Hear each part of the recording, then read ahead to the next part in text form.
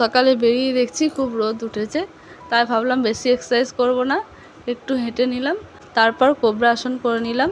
এটা কিন্তু কোমরের জন্য খুব ভালো, এটা কিন্তু ছেলে মেয়ে উভয়ের জন্যই খুব ভালো, তোমরা সবাই করতে পারো সকালে।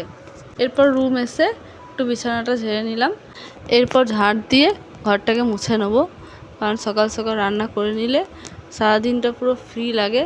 কারণ যা রোদ, সারাদিনের মধ্যে রান্নাঘরে থাকতে ইচ্ছে করে না। একদিক থেকে ভালোই হয় যে সকালে রান্না হয়ে যায়।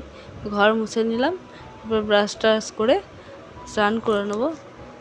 আর তোমরা কারা এক্সারসাইজ করো সকালে আমাকে কমেন্টে অবশ্যই জানিও।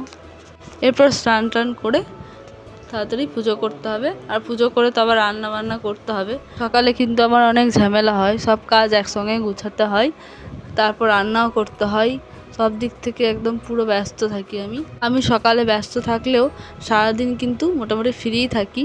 সেই জন্য একা রুমে যেহেতু ভালো লাগে না, তাই আমি ভিডিও বানাই।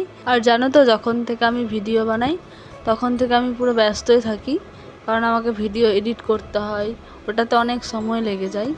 আর আগে আমার দিন বেরোতো না রুমে, কারণ এখানে একা সারাদিন, বর তো অফিস চলে যেত, সারাদিন আমি ঘরে একাই থাকতাম, একদম দিনই পেরোতো না। এখন আমার ভালোই লাগে, কারণ সারাদিন একা থাকতে আমার একদম ভালো লাগতো না, কোনো একটা কাজে আমি ব্যস্ত হয়ে থাকি, আর কখন সময় পেরিয়ে যায় বুঝতেই পারি না।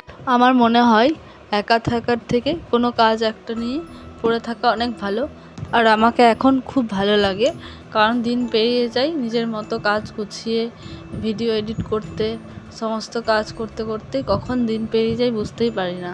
আর জানো তো, আমার মনে হয় নিজে একা থাকার থেকে নিজেকে কোনো কাজের মধ্যে আবদ্ধ রাখা অনেক ভালো। আর এদিকে আমার রান্নাবান্না সব হয়ে গেছে, আর বরকে খেতে দিয়ে আমি কিন্তু টিফিনের জন্য রুটি বানাতে চলে এসেছি।